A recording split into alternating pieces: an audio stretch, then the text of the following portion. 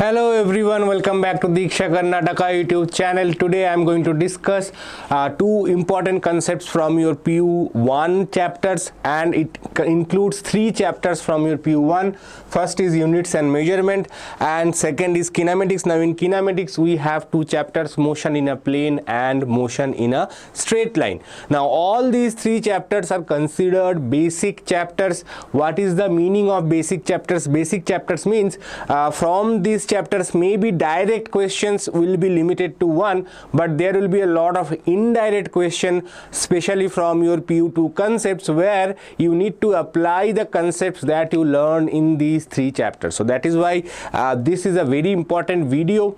Okay, and you cannot skip this video even if you are willing to sacrifice your PU1. Definitely you have to watch this video, because the concepts, the formulas, etc. are very important, and if you know slight little bit of tricks and tips, then definitely you can solve some PU2 questions, which for which if you know these formulas, it will be very helpful for you. Now I know most of you know those formulas, but sometimes knowing a little bit extra and refreshing your memories will help you out, right? So let us first look into the most important concept of a list of important concepts from this chapter. So first is units and measurement chapter. So units and measurement, there are a few things, supplementary and derived units. Obviously primary units are there, then significant figures, and the rules are very important.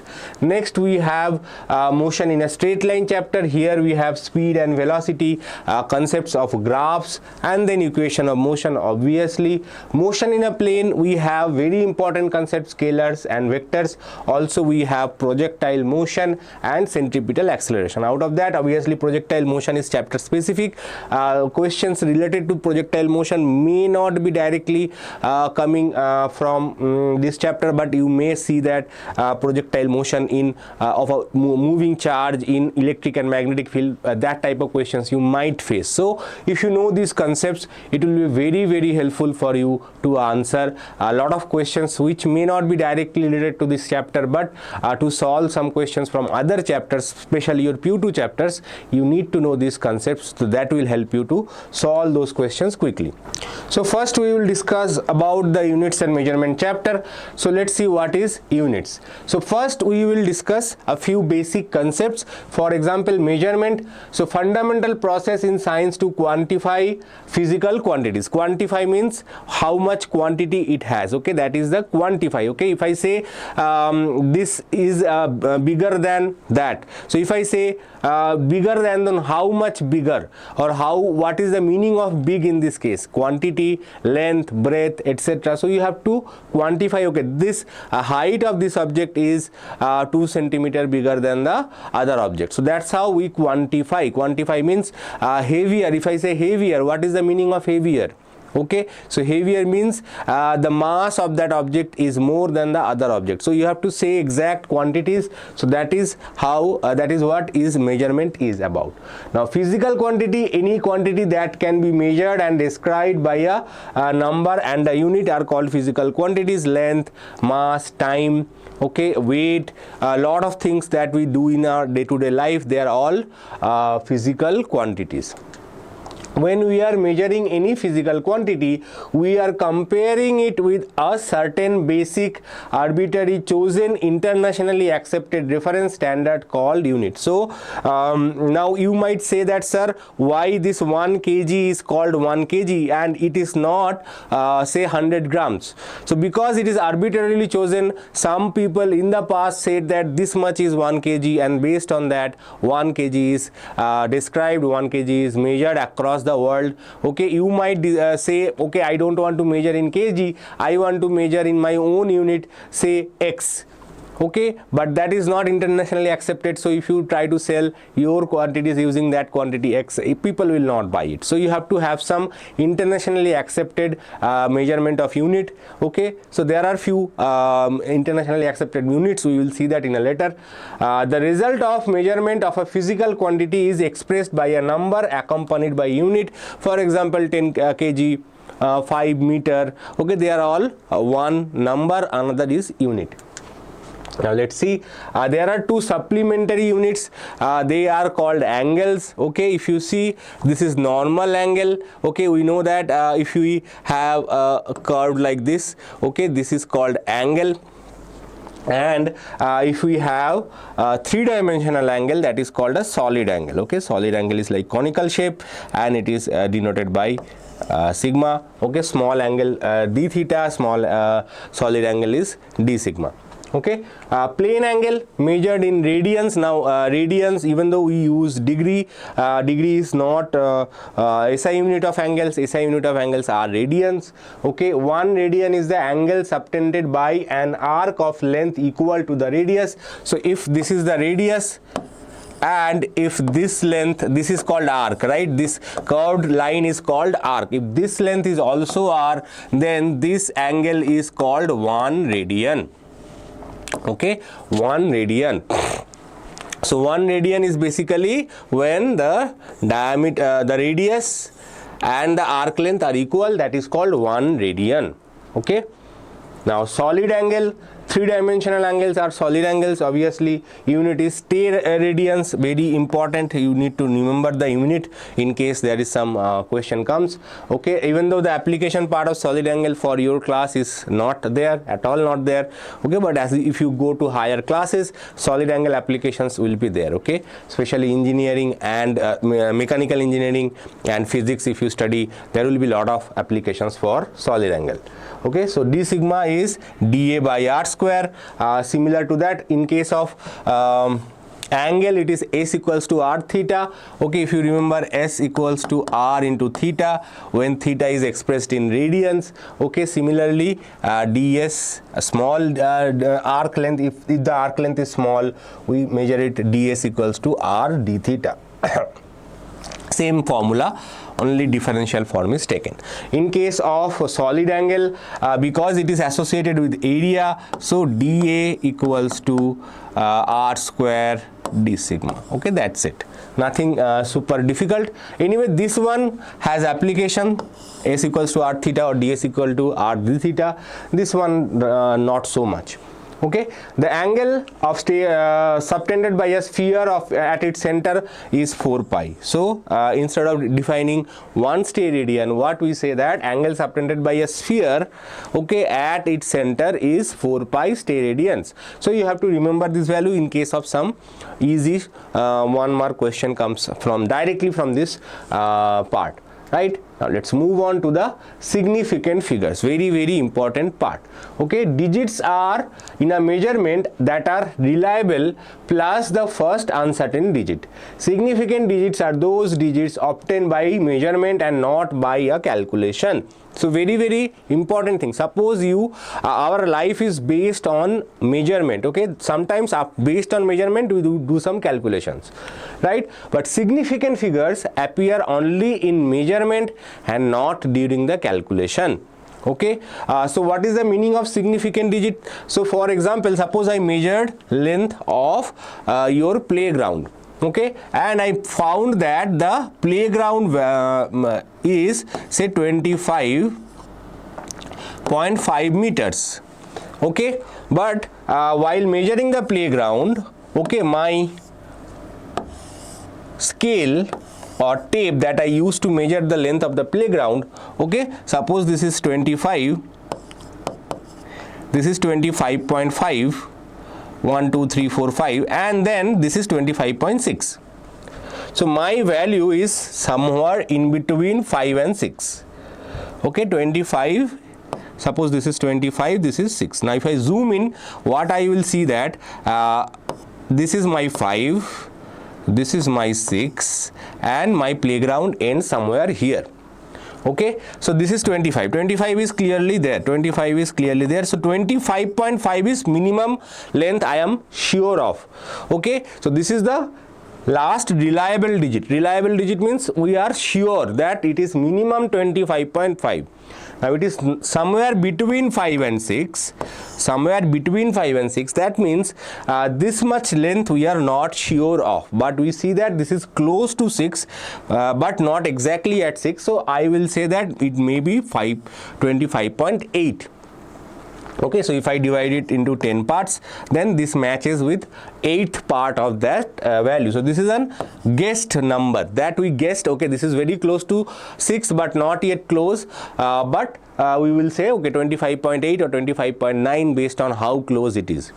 Okay, so this is a guessed number, this is not the exact number. So this is how the significant digits are measured. So if my scale has 0.1 decimal, okay, that is 0.1, 0.2, 0.3, 0.4 like that, then my measurement will have one extra digit in my measurement. Okay, that extra measurement, the total thing is called significant figure. Okay, now, and this is uncertain number. This number is uncertain number. Now let's move on. If you want to learn more from your teachers, and if you want to practice specific KCET related questions dedicated for KCET exam only, then you have no wait anymore. You have Abhyas KCET test series. A lot of students have already joined for Abhyas KCET test series. They are preparing for KCET test series, and our goal is to help you to achieve rank below 1000. And if you are someone who is trying to achieve that below 1000 rank, then wait no more, join our Abhyas KCET test series. The link of the test series is given in the description. Okay, here you will get total 35 tests. Okay, some of the tests are already live, and if you are still waiting, still thinking what to do, how can I prepare for mock test, then definitely your search is over. The link is given in the description. Go join, click on the link, register yourself for Abhyas KCET test series. The price is only $14.98, so not much. So don't wait. Okay, link in the pinned comment and in the description. Okay, now let's start with common rules. Okay, very important is common rules. So non-zero digits, all non-zero digits are always significant. So significant figures means we have to remember few rules about significant figures. So all non-zero digits 1, 2, 3, 4, 5, 6, 7, 8, 9, they are all significant numbers. For example, 1, 2, 3.45 has 5 significant figures. Okay, so if there is no zeros, then definitely all the digits are significant. So you will say that it has 5 significant figures. Next, leading zeros. Okay, zeros that precedes all non-zero digits are not significant. They merely indicate the position of the decimal point. For example, 0.0025 has 2 significant figures. Okay, leading zeros, these zeros are not considered for as a significant figures. Okay, so these 2 zeros are not considered for significant figures. It has only 2 significant figures, that is 1, 2 and 5. Now, captive means captured. Captive means captured or prisoned. Captive, or sometimes we call it sandwiched. Sandwiched zeros are significant. Okay, for example, 1002 has 4 significant figures. These are very interesting part. Okay, so if they say 1002 has 4 significant figures, similarly 1.002 has 4 significant figures as well. If the first number is not 0, okay, then these zeros become significant. Okay, if it is first number is 0, if this number is 0, then these zeros are not significant. So very careful how the numbers are given to you. Based on that, the result will change. Okay, trailing zeros in a decimal number. So trailing zeros in a decimal number with the decimal point are significant. Very important. So 50.00 has 4 significant figures. Okay, 50.00 has 4 significant zeros. So any number of zeros. So if I write just 50, okay, it has only 1 significant figure. But if I write 50.00, it has 4 significant figures. Very important thing to remember. Okay. Trailing zeros in a whole number with a decimal point. Trailing zeros in a whole number with a decimal point are significant. So 100.0 has 4 significant figure as well. Okay. Trailing zeros in a whole number without a decimal point. Okay. Trailing zeros in a whole number without decimal point are not significant. So as I said, if I just write 50, it has only 1 significant figures. If I write 150, it has 2 significant figures. If I write 1500, it still has 2 significant figures only. But as soon as I put a point here and I add a 0 over here, then all the zeros become significant. So this is very, very important. Okay. So 1 and 5, if there is no decimal point, then only non-zero numbers are significant. But if you put a decimal and add some zeros over here, all the zeros are significant. Okay, that means, what is the meaning of this? This means that your device is capable of measuring the length or mass or whatever you are measuring up to 4 decimals, but in that particular measurement these are exact values, so these are not measured here. But your device is capable of measuring up to 4 decimal. That is why you have put after decimal point you have put 4 zeros. That is why all the zeros are significant. Clear? So here significant number 1, 2, 3, 4, 5, 6, 7, 8. 8 significant digits are here. Right? So be very, very careful. If there is a decimal, then all zeros are significant. If there is no decimal, then zeros are not significant. Next, exact numbers, that is counted object defined as quantities, have a infinite number of significant figures. Okay, so for example 1 dozen. 1 dozen means 12, right? So this is an exact number and it has a infinite number of significant figures, because you can put 12 after 12, you can put a lot of zeros, infinite number of zeros. Okay, because it's an exact number. 1 dozen, 2 dozen. Okay. So they are basically infinite number, because after the number you can put infinite number of zeros and still your value is correct, right? That is why exact number has exact infinite significant digits, infinite significant numbers.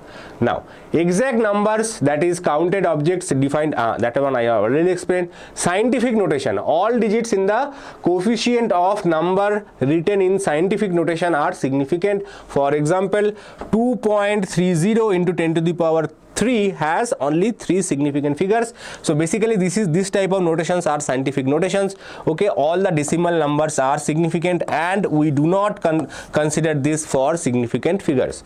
Okay, this is not considered for significant figures. So you might think that because there is a 3, that is why this 3 is significant. No, no my dear friend. If it is 2.3 into 10 to the power of say n, we do not consider this 10 to the power of n. It has only 2 significant figures. Okay, clear? Choice of unit. A choice of unit or changing the unit does not change the number of significant figure. For example 2.308 centimeter has 4 significant figures in it. It won't change if we switch to 0.02308 meter. So if you switch the unit, the significant digits does not change, significant figure does not change. Okay, the number of significant digits in a number remains unchanged no matter what choice of unit you are using. Okay. Rules for calculations, this is very, very important. Sometimes you might need to apply these rules, but still you can solve it approximately, because it's a multiple choice question. You can still solve it even without knowing the exact rules, but you should know, in my opinion. The result should have same number of decimal places as the number with the least number of decimal places. For example, if you add 12.11 with 0.2, okay, what is the least number of decimal point? Least number of decimal is 1 only, that is this number. This number has only 1 decimal point, so your answer should have only 1 decimal point as well. Okay, next is multiplication and division. The result should have the same number of significant figures as the number with the least number of significant figures. So if you are doing multiplication or if you are doing division, okay, after you multiply the number, okay, see, if you see that 1.4 has 1 decimal point, 4.56 has 2 decimal points. So after multiplication, not decimal points, so this has 2 significant digits, and this has 3 significant digits. In this case, significant digits is important. In case of addition and subtraction, decimal number after decimal, how many points are there, that is important. Here you can see that it has only 2 significant digits, so you just multiply it and keep it up to 2 significant digits only. Okay, so rounding off is very, very important, right? If the digits to be dropped is there is another rule of rounding off. If the digits to be dropped is less than 5, the preceding number remains same. So for example, I want to round it off to say 3 significant digits.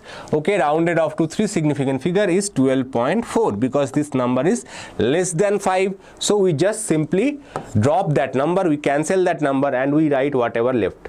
Okay, now if the number is the number that is, suppose we are trying to drop this number, reduce this number to 3 significant figures. Now if you see that 3 significant figure means 1, 2, 3, so we have to drop this number, right? Now this number is called, that is to be rounded off.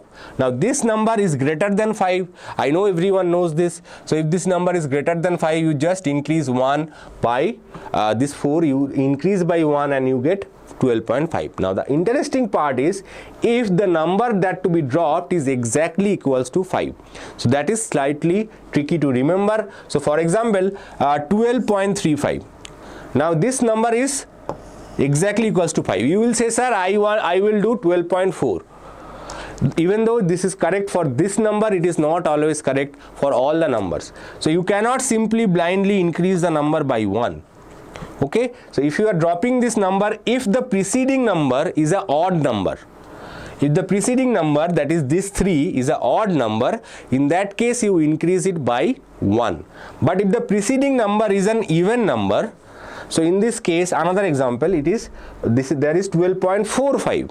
So this 4 is an even number. So in case of even number, you don't do anything, you just keep it 12.4 only. Okay, so both numbers, why I have given this example, if you see 12.35 and 12.45, when both of these numbers are rounded off to 3 significant digits, the result remains same, that is 12.4. Very interesting. Okay, in one case it increased, in one case it is decreased, right? So this is the rule you have to remember, especially this rule. Okay, now uncertainty. Let's see one uncertainty related example. Now error analysis is not part of your syllabus, so error related questions are not expected in your exam. So uncertainty should be converted into percentage and then added.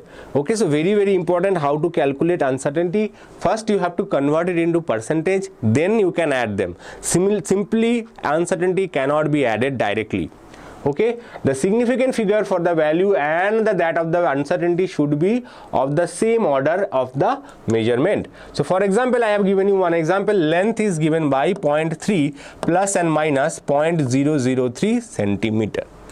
Okay, and breadth is given by 6 plus and minus 0.03 centimeter. Now if you see that these are the values, now you have to find the area of this measurement. Okay, so first you have to convert this uncertainty into percentage. How to do that? You write down this 0.003, then you divide it by the actual value, and then you multiply by 100. This is how you convert it into percentage. Okay, so if you can convert it, you will get 1%. Okay, everything will be cancelled, you get 1%. So that is why we have written 1%. Now for 6, the error is 0.5%. Okay, now once you have converted everything into percentage, now you can add these two uncertainties. Okay, and for what is the formula for area? Formula for area is length into breadth, right? So you have to multiply these two quantities. Main quantities will follow the formula. 3 6 18, and there is one decimal point, so 1.8. Okay, 1.8 semi-square. Now for uncertainties won't get multiplied. Very, very careful. Uncertainties, once you have converted them into percentages, they will simply be added. Okay, uncertainties don't follow this formula. Uncertainties always get added, always, no matter whatever is the formula, does not matter. As long as you have converted them into percentages, they are always gets added. Okay, so here you get 1.5%. Now you have to calculate 1.5% of 1.8, so that is 0.003. So then you have to convert it back. So if you see that L is given like that, breadth is given like that, and you have to ask what is the area of the surface system. First you have to convert the errors or the uncertainties into percentages. Then once you have converted them into percentages, you have to add them to find the total intensity. And obviously the original formula will be simple. So using that original formula, you calculate the normal value. Now using this normal value, reverse process of this. So how to do that? 1.8 into 1.5%, that is 1.5 divided by 100. You multiply that, and whatever value you get, you convert it, and you will get this value. Okay, 0.03 centimeter, right? Now dimensions, there are 7 fundamental dimensions. The dimensions of a physical quantities refer to the nature of the quantity in terms of the fundamental physical dimension. There are 7 fundamental dimensions. Obviously we know that length, time, mass. Electric current is generally represented by capital A. Thermodynamic temperature represented by generally capital K. Luminous intensity and substance are not super used in physics, okay, but in your second PU chapters you have seen a lot of dimensions based on based quantities. They are all from this same 7 fundamental dimensions, okay. In most cases your dimensions are restricted to up to these 4 dimensions, but some cases you might see this as well, okay.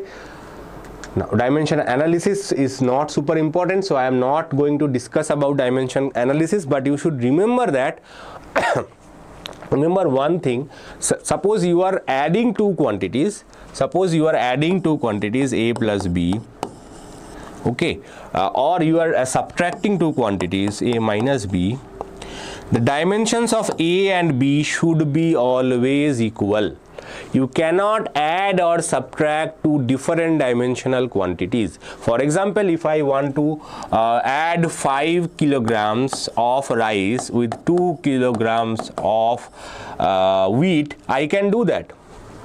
Okay, so 5 and 2 kg, 5 kg and 2 kg can be added. But if I want to add 5 kilograms of rice, 50 kilograms of rice with 20 minutes, can I add them? It is absurd, right? 2 quantities having different dimensions cannot be added. Okay, so only quantities having same dimensions can be added. Very, very careful.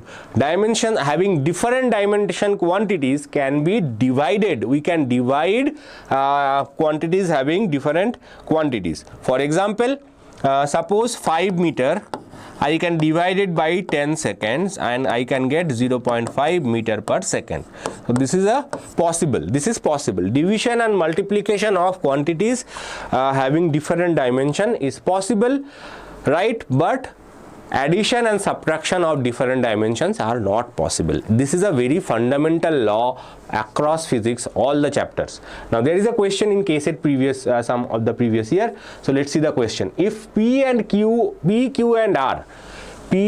Q and R are physical quantities having different dimensions. Different dimension means all of them are different dimensions. For example, let's say P is mass, Q is length, and R is time. Just imagine, which of the following can never be a meaningful quantity? Which of the following can never be a meaningful quantity?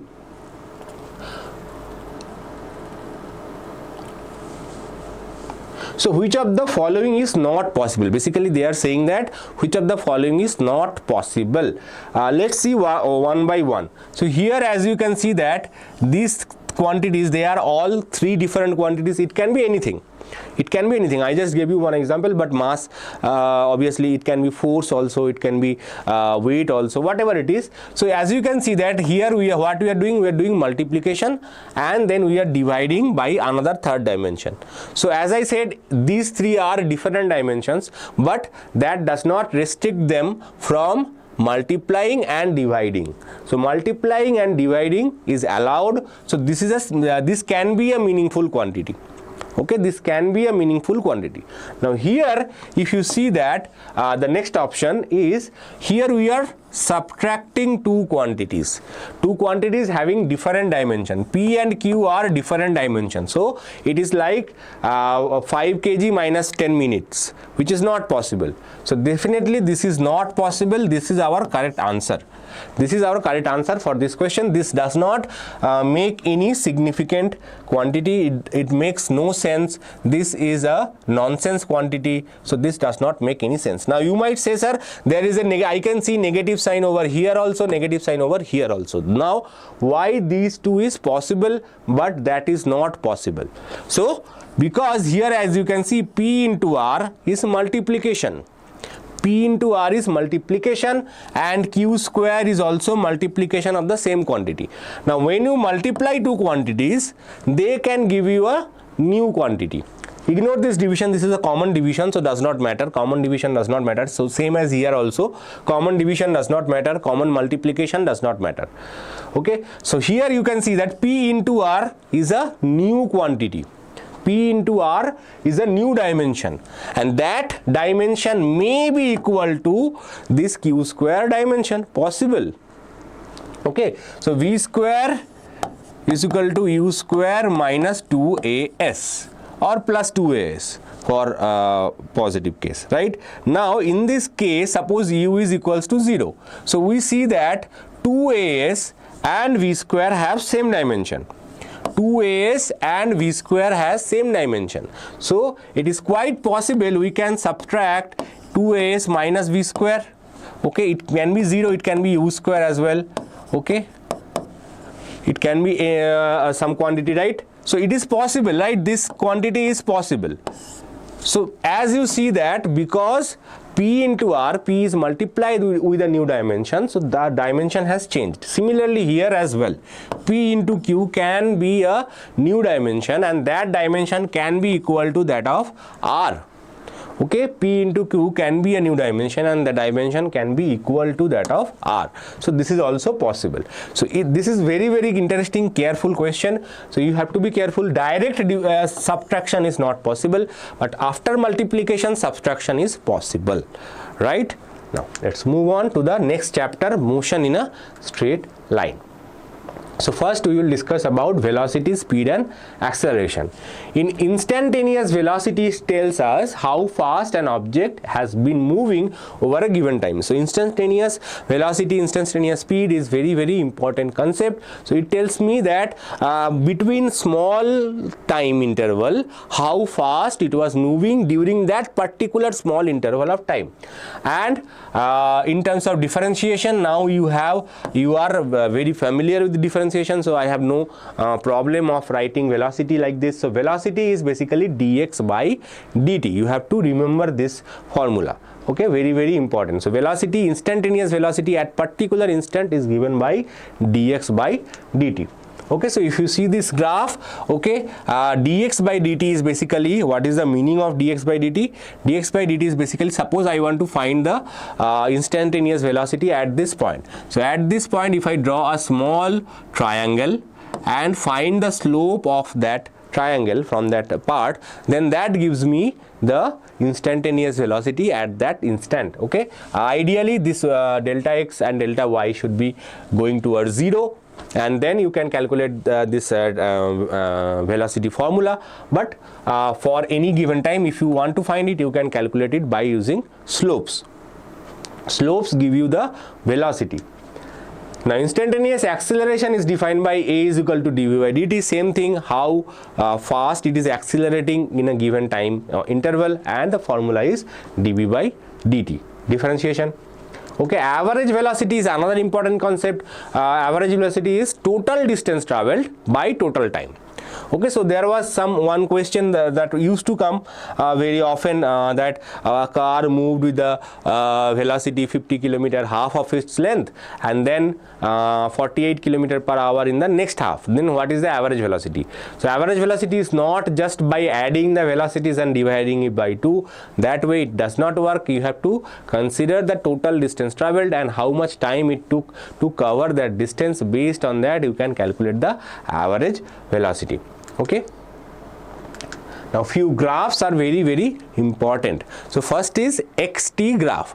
Xt graph means distance time graph. The slope of distance time graph gives the instantaneous velocity. So you have seen that xt graph in the previous part. So this is one of the xt graph. If you can see, this is x, this is t, and if you calculate the slope at any point, then you get the velocity. Okay, and if it is a straight line, normal straight line, then slope of the entire graph, that means velocity is constant. Okay, so in that case you get straight line passing through the origin, that means it starts from rest, and the slope of that line will give you the instantaneous velocity. Next is VT graph. Okay, area under VT graph represents the total distance traveled. So if you see here, we have VT graph, and if you calculate the area under the graph, total area under the graph, you get the total distance traveled. That's how we calculated the formulas. S is equal to ut plus half at square, v square is equal to u square minus 2s. If you remember, graphically graphically find s is equal to ut plus half at square. Very common question in your PU1, right? So that's how we calculated that. We know that in the VT graph, this is the area under the graph represents the displacement. So this is how you can calculate. So as you can see that velocity is changing. Velocity changing means it is accelerating. In this case, this is a particular case where velocity is decreasing uniformly. Okay, so this is a case where velocity is decreasing uniformly, and if the graph is like this, then velocity is increasing uniformly. That is acceleration. It is accelerating with the uniform acceleration. Okay. Next is AT graph, few different AT graphs for XT graph. So if you see this kind of graph, so this is an XT graph, okay, but here you see that this is a positive acceleration. Acceleration is increasing. Here it is acceleration is decreasing, and here acceleration is equals to 0. So if this kind of graph you see in VT graph, acceleration is constant. Okay, but in XT graph, if the slope is graph is like this, then acceleration is 0. So these are very important. Another graph is AT graph. AT graph is not super important for your purpose. Okay, and only thing is, obviously if you see an AT graph, okay, AT means obviously acceleration is along y-axis, time is along x-axis. If it is like this, then acceleration is constant. A is constant. Okay, and if the graph is along x-axis itself, then acceleration is 0. Okay, then acceleration is 0, and if it is like this, acceleration is increasing. If it is like this, acceleration is decreasing. Okay, these are the two graphs to just remember. Not super important, but anyway. Let's move on to the graphs for motion under free fall. This is another important graph. This is YT graph or XT graph. So in the YT graph, as you can see, when the object is falling only under the influence of gravity, no other force is acting on it, that is called free fall. Okay, it is falling. Projectile motion is slightly different than free fall. Projectile motion, it can go even up as well, but in case of free fall, the object is only falling under the action of gravity. That is called free fall. Okay, so free fall is obviously, it's like a parabolic path for y versus t graph. Okay, so this is parabolic path, and why this is negative? Because its displacement or its height is decreasing over time. So its height is decreasing over time, that is why it is negative. But if you reverse the graph, okay, that is you can consider this point is your suppose height is not decreasing but displacement. If you start from here and if you measure the height in this direction, measure the displacement in this direction, the graph will be like this. Okay, the graph will be like this if you make the sign positive. Similarly, velocity versus time graph, as you know, it is falling under the uniform acceleration due to gravity. So as I said, so v versus t graph will be simply straight line passing through the origin.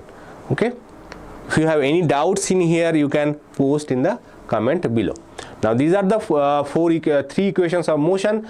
V is equal to ut plus half at, s equals to ut plus half at square, v square is equal to u square plus 2as. So here a is acceleration. Okay, if this is positive, that is object is speed is increasing, then acceleration is positive. If it is decelerating, you can put negative acceleration or negative a in all the formulas, and you can adjust the values accordingly. Okay, if the initial cases, there are few initial cases, object starts from the rest. Okay, object starts from the rest means u is 0, and after applying brake the object achieved object stopped, then v is 0. Okay, s is the displacement of the object after some time t. Okay, so these three are very important. There is one more formula, but I am not going to discuss that, not super important for your KCET exam. That is distance traveled in the nth second. You can calculate that like this: Sn plus 1 minus Sn, that is the distance traveled in the nth second. Okay, so this is the formula. You can try and calculate that formula. Instead of t you put n plus 1 once, and instead of t you put n once, and then you can solve it and simplify it. But anyway, for NEET and JEE mains, not even NEET, JEE mains, this formula is important, but not for KCET. Let's move on. This is done. A body falls freely, so this is a question related to free fall. A body falls freely for 10 seconds. Its average velocity during this journey, take g equals to s 10 meter per second. Very interesting question, isn't it?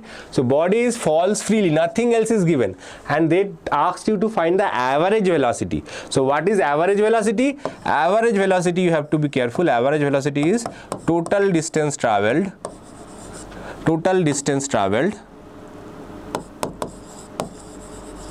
divided by total time. Now time is given over here. Time is given 10 seconds, but distance traveled is not given. So how can we find that? So distance traveled, we will use half gt square. U is 0. It started from rest, right? So u is 0. So half into g is 10, and t square is again another 10 square, so 100. So it will be 50. So it will be 500. So s is 500 meters. So what is the average velocity? So average velocity is 500 meters divided by 10 seconds. So it is 50 meter per second is the average velocity. So correct answer is option C. Easy question, slightly older KCET question, but still this kind of question might come, but you might be thinking how to solve it. So easy way to solve it this way. Now last chapter, motion in a plane. Okay, this is not second, this is third. Okay, now let's move on to the third chapter. Let's see, scalars and vectors. So very important, two brothers, scalars and vectors, they got separated in the Kumbh Mela. So one becomes scalar, another become vector, right? That is the old story. So scalar quantity is a quantity with a magnitude only. It is specified completely by a single number along with the proper unit. So scalar quantity has only magnitude and unit, okay, no direction. Okay, so it is represented with a number with a proper unit. Now some quantities can be a dimensionless quantity, but still for example, we say that angle is a dimensionless quantity, even though radian is a unit, but actually angle is a dimensionless quantity, but still we represent it with radian. So radian is a dimensionless unit. Okay, so along with the proper unit, if you mention that 90 degrees or any other value, that is called scalar. 50 kg, okay, they are all scalar quantities, mass. Okay, the rules for combining scalars are rules for ordinary algebra. A plus b is equal to c, that is 2 plus 5 is 7. Okay, vector quantity is a quantity that has both magnitude and a direction and obeys the triangle law of addition or equivalently the parallelogram law of addition. Now you have studied parallelogram law. If you have studied triangle law, whichever law you are familiar with, you can use that law for addition. Only the formula part you have to remember. I will tell you the formula. Okay, but for finding direction, whatever you are comfortable with, you can use that. I will use parallelogram law in this particular chapter. Now another important concept is resolution of vector. This is very interesting and important concept that will carry forward in your PU2 concepts as well. So what is the meaning of resolution? We have seen that in dipole, starting from dipole and a lot of other cases, electric field calculation, electric force calculations, right? So resolution means we have one vector, r vector. Okay, I can divide it into two parts. Okay, I can divide it into two parts. Okay, one is generally this component is called x component, this is along x axis, and this component is called y component, this is basically along y axis. Okay, so this is how we can divide into two perpendicular components. And why they are called components? Because if you add these two vectors using whatever law we have discussed, triangle law or parallelogram law, then this will be their resultant. Okay, so these two vectors, once we add them, we get this. So this is the resultant. This is the resultant of these two vectors. Similarly, if this vector is given, we can divide it into these two parts, and this helps us a lot while solving difficult numerical questions. Okay, so and if this angle is theta, then this is called cos theta component, adjacent component. Adjacent components, always remember, adjacent components of the angle are always cos components, and perpendicular components are always sine component. Okay, so this is the angle theta, then this will be r cos theta. Okay, and if you do the same thing in the three dimension, you can even do it in a three-dimensional system as well. And in three dimension, we generally have three unit vectors. Okay, three unit vectors. So this is x, this is y, this is z. Okay, the unit vectors are very important. In x, this is I cap, in y this is j cap, and in z it is k cap. What is unit vector? Unit vector means any vector divided by its magnitude. Okay, magnitude means the exact value of it. Okay, so if I say 10 meters in the north direction, then 10 meters is the magnitude, north direction is the vector. Okay, so this is how we represent a vector in the three dimension. Also, you can divide a vector into three-dimensional components as well. Okay, it is not restricted to two dimension only. One more thing. Suppose you are doing the reverse part. Okay, you are doing the reverse part. Okay, let me discuss that after I discuss the solution. Additions. Okay, now vector multiplication, there are two types of multiplication. I will come back to that. So vector multiplication, there are two types of multiplication, dot and cross product. So dot product means a dot b equals to ab cos theta. As you can see, this is a scalar quantity. This is called scalar product as well. And cross product is a cross b equals to ab sin theta n cap. N cap is a unit vector. What is the direction of n cap? So suppose a is one direction, b is another direction. Very important to remember how to find the direction as well. So if you point your hand first in the direction of a, then if you curl your fingers towards the second vector b, then your thumb represents the direction of the cross product. Okay, so first you point your hand in the direction of the first vector, and then curl your fingers towards the second vector, then you get the direction. So if it is b cross a, suppose if it is b cross a, then once you align your hand towards b, you cannot curl your fingers towards A, right? So what you have to do, you have to reverse orient, and then B cross A means this will be the direction of B cross A. So B cross A and A cross B are opposite vectors. Okay, so B cross A and A cross B are opposite vectors. I am not going into that detail. Now perpendicular vectors, if two vectors are perpendicular, then you should know that dot product is 0. If two vectors are parallel, then their cross product is 0. Now in terms of the 3 unit vectors, you should just briefly know that suppose I have a vector, say A vector equals to AX I cap plus B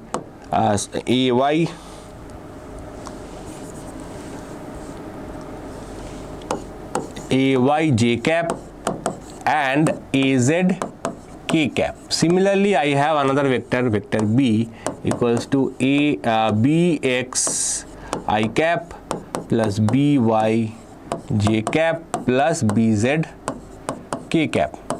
Okay, now if I want to do the dot product of these two vectors, dot product is very easy. So A dot B, what we have to do, you have to remember that for dot product only I dot I, J dot J and K dot K survive, all the cross terms are 0. So for example, I dot I is equals to 1, I dot J, I dot K both are 0. Similarly, J dot K is also 0. Okay, so only I dot I, that means these two quantities will be multiplied directly. So AX, BX, all the other terms involving AX is 0. So generally when we multiply, say A equal into B plus C plus D, okay, we have to multiply A with B, we have to multiply A with C, A with D, but in case of dot product you don't need to. Okay, in case of dot product only the same coefficient will be multiplied, all other terms will not be multiplied. Okay, so AX, BX. Similarly, AY, BY and AZ, BZ. All of them are in the positive sign. Sign is also important here. So AX, BX, because all of them are positive sign, you can consider all of them are positive. AY, BY plus AZ, BZ. Okay, this is how you can do the dot product. Now similarly, if you want to do the cross product, then you have to remember few things. First of all, how to do the cross product? Cross product is generally done in matrix form. Not matrix, sorry, determinant form. So first you have to write I cap, J cap, K cap, AX, B, AY, AZ, BX, BY, BZ. Now the same way you solve determinant, you have to solve it cross like this, multiply, whatever way you are comfortable with solving determinant, you can use that method to solve this. And one more small trick that you have to remember, in cross product I cross I, it does not work like that. In cross product it is something opposite. So I cross I, J cross J and K cross K are zeros because they are parallel. Okay, one I and another second I are obviously parallel. So in case of dot product, so very careful, I dot I equals to 1, I dot I, J dot J, K dot K are equals to 1, but in case of cross product they are all 0. Now you have to remember one cyclic law, that is I, then J and then K. Okay, sometimes this also comes handy. So if you multiply I with J, if you multiply I cross J, you get K. Okay, if you cross product I cross J equals to K, J cross K equals to I, and K cross I equals to J. But sir, what if I have to cross multiply J with I? So if you are going in the opposite direction of this, then it will be minus K. If you are going I cross K, it will be minus J. Okay, similarly K cross J is minus I. So if you are going in the opposite direction of this usual arrows, then you will get a negative sign. Okay, so these are the very fundamental formulas for cross product in electric field and moving charges and magnetism chapter, Lorentz law related questions. There are instances where you have to solve at least one problem using this determinant method. Okay, so very handy to remember all this vector multiplication. Vector addition, vector addition, very important formula is that A plus V vector, okay, magnitude of the addition is given by A square plus B square plus 2AB cos theta, where theta is the angle between the two vectors you are adding. So there are two vectors, A vector and B vector. If you add them, you get, this is the formula for their magnitude and the angle. This is the resultant, right? This is the resultant. So in case of resultant, this angle is the alpha, then that will be B sin theta by A plus B cos theta. So tan alpha is sin by cos, here also sin by cos, but there is an additional A over here. That is the only thing that you have to remember. Now I was talking about two vectors, two equal vectors. Okay, one vector say A, this is also A, but this is along y-axis, this is along x-axis. Okay, now if you want to add them, and their angle is perpendicular 90 degrees, cos theta is 0. So if you want to add these two vectors, the magnitude of this vector can directly be written as A root 2. The magnitude of the resultant can directly be written as A root 2. Very important, very important. When two vectors perpendicular to each other, you are trying to find the resultant of them, then this is the shortcut way. You don't need to use this big formula. Okay, this is also A, this is also A, this part is 0, so A square plus A square, so 2A square, so A comes out of square root and 2 remains inside the square root. It becomes root 2A or A root 2, whatever way you are comfortable with. So this is the resultant of two equal vectors, and knowing this small thing, very small thing, this is not super huge, right, but knowing this small thing will help you a lot solving questions quickly in your KCET final exam, right? So remember this trick.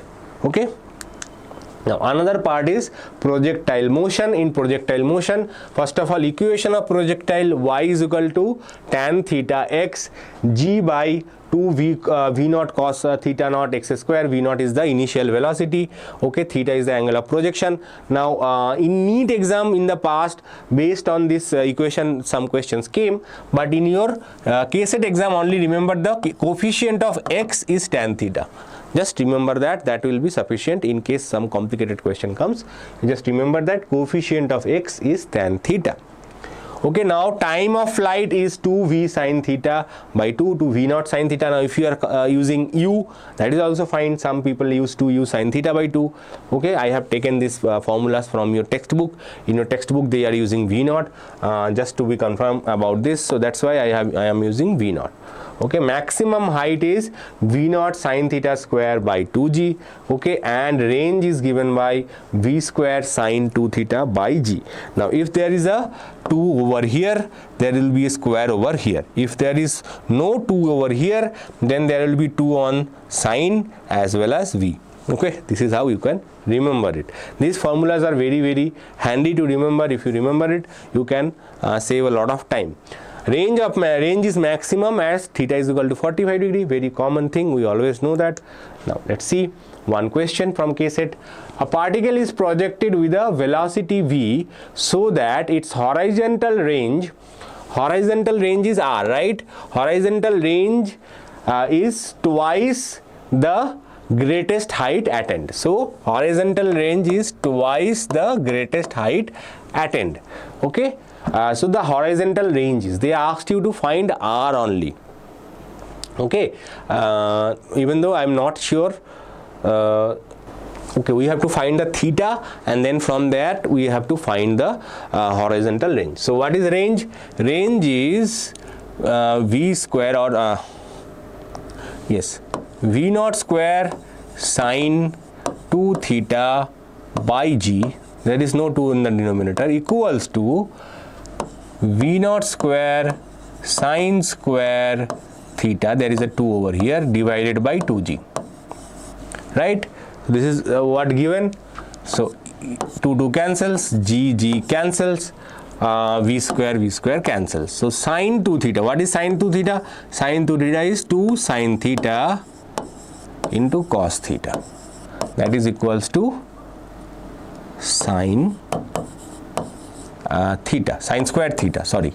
So from here you can cancel cos theta, or let me think, the sine, okay,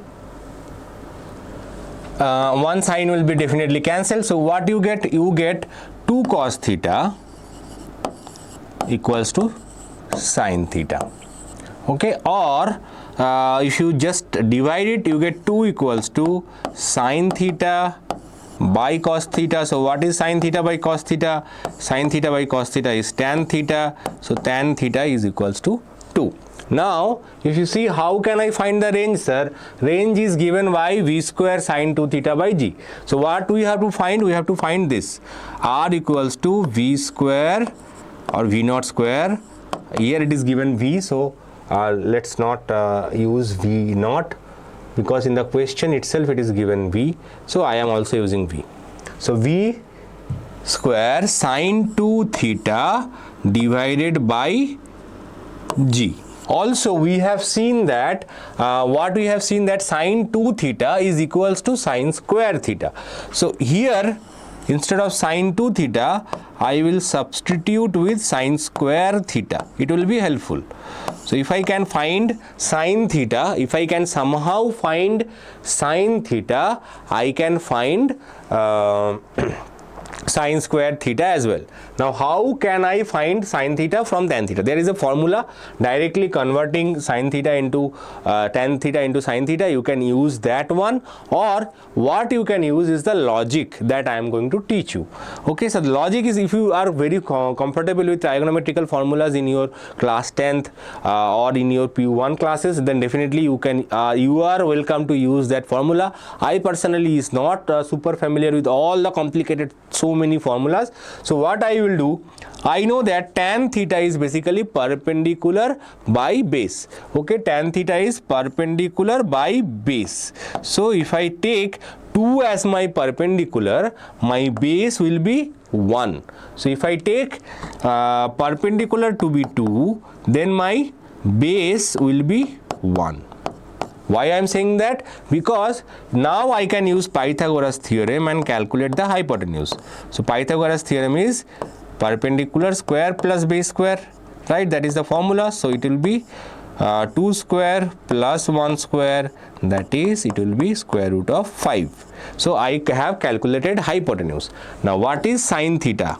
Sine theta is, if you remember, I always say one poem, some people have curly brown hair turned permanently black. Okay, some people means sine theta, some people have, people means perpendicular, people have means hypotenuse. So some people have, so perpendicular here is 2 and hypotenuse is root 5. Now you will see that why I have converted sine theta into sine square theta using this relationship. Okay, if you don't do it, then you have to calculate cos theta as well, and then you have to do 2 sine theta into cos theta, that is also fine. But here directly I just need to find sine square theta. What is sine square theta from this? Sine square theta from this is 4 by 5. Okay, 2 square is 4, square root 5 is square is 5. So what is range here? So from there we just need to put this sine square theta value from here. So you will get 4v square by 5g. So 4v square by 5g. So correct answer is option D. So even though the question seemed simple, you know this kind of logic. Okay, you have solved, if you have solved any questions, this kind of questions are very, very common. But this is a trick, is trigonometrical trick. So you have to know that trigonometrical trick to solve such questions. Okay, now only last concept is left, that is centripetal acceleration. If an object is moving in a uniform circular motion, then it experiences a force towards the center. Okay, if an object is moving in a uniform circular motion, it experiences a force towards the center. That force and there is an acceleration associated with it. That acceleration is called centripetal acceleration. Okay, it is acting along the line joining the object and the center, towards the center. Okay, that is the direction, remember that. Okay, so centripetal acceleration is towards the center and it is given by v square by r, and obviously the next important thing is centripetal force, which is equals to F equals to ma. Now at this stage we already know this formulas. So centripetal force is basically given by mv square by r. Now remember that centripetal force has to be provided by something. For example, if this is sun, this is earth, then centripetal force is provided by the gravitational force. Okay, it is not a fundamental type of force. Okay, for example, gravitation, friction, they are always there, but centripetal force is something that has to be provided for a circular motion to continue. If there is not enough sufficient centripetal force provided by some external force, then the object will cease to continue the circular motion. Very, very important. Anyway, we will discuss some part of it in the circular motion chapter again. Till then, I am saying goodbye to you, but don't forget to subscribe to our channel if you have not yet subscribed, and consider Abhyas test series to your gateway towards your less than 1000 rank. I will be back. Till then, bye.